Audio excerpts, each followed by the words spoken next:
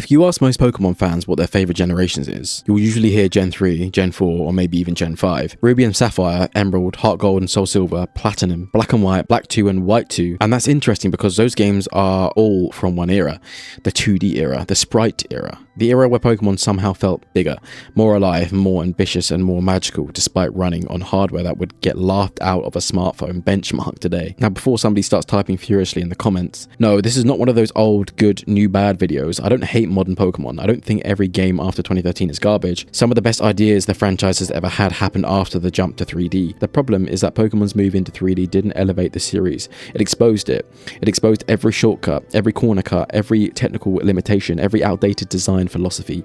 And over the last decade, we've watched the biggest media franchise on earth somehow become one of the most technically unimpressive AAA franchises in gaming, which is insane when you really think about it, because this is Pokemon, not some tiny indie developer, not some struggling studio making games out of a garage. This is the franchise that prints money, the franchise that can sell 20 million copies while half the internet is actively making fun of it. So today I want to talk about how Pokemon lost its way after going 3D. One thing I think people forget is that limitations often create creativity. When Game Freak was making sprite-based Pokemon games, they couldn't rely on giant open worlds. They couldn't rely on flashy visuals, so they had to make up for it elsewhere. The world design, the music, pacing, atmosphere, and the personality. Look at Pokemon Black and White. Even today, that game oozes style. The animated sprites, the soundtrack, and the seasonal changes, the dynamic battle presentation, the cities, the bridges, the sense that you're going on a genuine adventure. And then Black 2 and White 2 somehow improved on it. To this day, those games feel like the culmination of everything Pokemon had learned over 15 years. They were ambitious, packed with content, polished, confident, and then came the transition. When Pokemon X and Y released in 2013, it felt revolutionary. For the first time, Pokemon was fully 3D.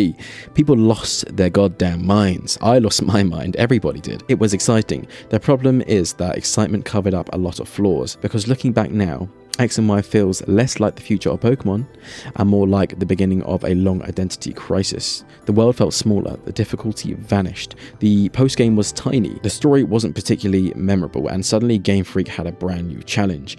They had to create and animate hundreds of Pokemon in 3D. A task that sounds simple until you realize just how ridiculous Pokemon's roster actually is.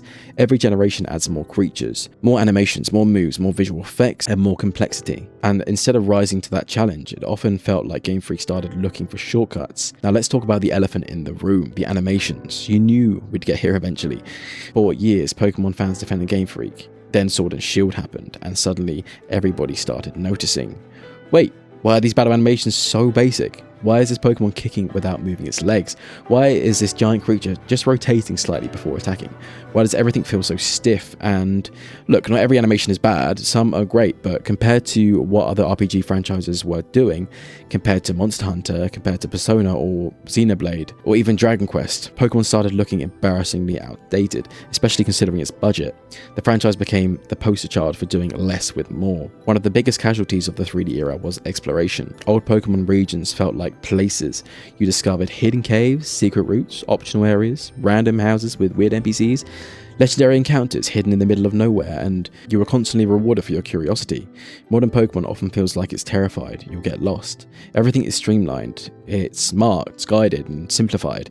It's efficient, but it's not memorable. I can still navigate Sinnoh from memory. I can still remember discovering the Reggie puzzles. I can still remember stumbling across weird secrets, but ask me to remember half the routes in Galar, well, good luck with that. Now here's where things get controversial. I actually like Sun and Moon a lot, actually. I think they have one of the best stories in Pokemon, one of the best villains and one of the strongest casts, but they also introduced a trend that would continue, the franchise becoming increasingly cinematic while simultaneously becoming less interactive.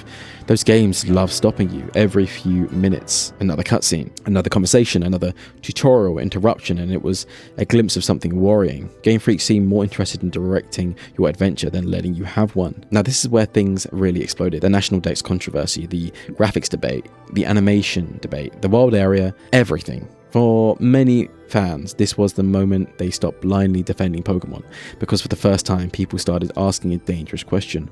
What exactly is all this money being spent on? And honestly, it's a fair question, because Pokemon sells absurd numbers, yet Sword and Shield often looked years behind other Nintendo Switch games. Breath of the Wild existed, Xenoblade existed, Mario Odyssey existed, and Pokemon looked like it belonged to a different generation.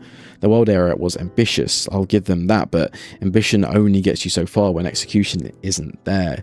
Then something incredible happened. Game Freak finally tried something different, Pokémon Legends Arceus, and suddenly fans got excited again because despite all of its technical issues, it felt fresh, it felt risky, and it felt ambitious, catching Pokémon directly, research tasks, open environments, a completely different structure. For the first time in years, Pokémon felt like it was evolving, and that's what made the next game so frustrating. On paper, Scarlet and Violet should have been the greatest Pokemon games ever made. Open world, freedom, multiple story paths, co-op multiplayer, huge world, great characters, excellent story, amazing soundtrack, some genuinely brilliant ideas, and yet the performance was a disaster. The bugs became memes, the frame rate became memes, and the technical state overshadowed everything. And that's heartbreaking because underneath all the problems, it's probably one of the best Pokemon games in years, but people couldn't ignore what was right in front of them. A multi-billion-dollar franchise releasing in a state that would have gotten smaller studios absolutely crucified. Here's the thing, I don't think Game Freak forgot how to make Pokemon. I genuinely don't. I think the problem is bigger.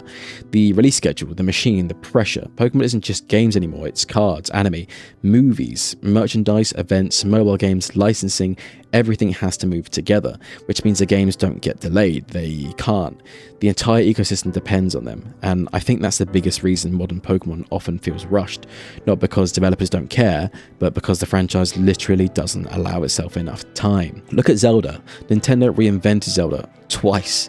Look at Mario, look at Animal Crossing, look at Metroid. These franchises evolve. They take risks, they spend years developing new ideas. Pokemon often feels stuck between innovation and tradition, too scared to fully commit to either. It changes just enough to generate marketing buzz, but rarely enough to truly transform. This might sound harsh, but modern Pokemon often feels like you're playing the first draft of an amazing game. You can see the potential, you can see the brilliant ideas, you can see the vision, but it never feels fully realized. Legends Arceus, amazing idea, needed more time. Scarlet and Violet, amazing idea, needed more time. Sword and Shield, interesting idea, but needed more time. It's the same conversation over and over, and this is ultimately why fans get frustrated, because expectations are higher. They should be higher. Pokemon isn't some underdog, it's the king, or at least it should be. When people criticize Pokemon, they're often not saying it's bad, they're saying it should be better. Way, way better. The resources are there, the audience is there, the talent is even there, but what's missing is the willingness to slow down and deliver something truly special. And the funny thing is, despite everything I've said, I still love Pokemon. Most critics do, most fans do. That's why the discourse gets so heated. Nobody writes hour-long videos about things they don't care about. People criticize Pokemon because they know what it can be. They've seen flashes of greatness. They've seen what happens when Game Freak gets it right. They remember the feeling of discovering a new region for the first time. They remember catching their first starter, their first legendary, their first shiny. That magic is still there somewhere. So did Pokemon lose its way after going 3D? I think the answer is yes, but not because 3D was a mistake. The move to 3D wasn't the problem was everything that came after it. The rushed schedules, the lack of polish, the technical shortcomings, the refusal to give ideas enough time to mature. Going 3D exposed weaknesses that sprites had hidden for years, and instead of solving those weaknesses, Game Freak often worked around them. The result is a franchise that still sells millions, still dominates popular culture, still creates unforgettable moments, but somehow never quite reaches its full potential. And that's the frustrating part, because I don't think Pokemon is far away from greatness. I think it's one extra year of development away, one truly ambitious project away, one moment of self-reflection away. The foundation is there, the fan base is there, the love is still there. Now it's just a question of whether Game Freak is willing to evolve, because for a franchise built entirely around evolution, it's ironic that Pokemon itself has struggled to do it, and honestly that's the biggest tragedy of all.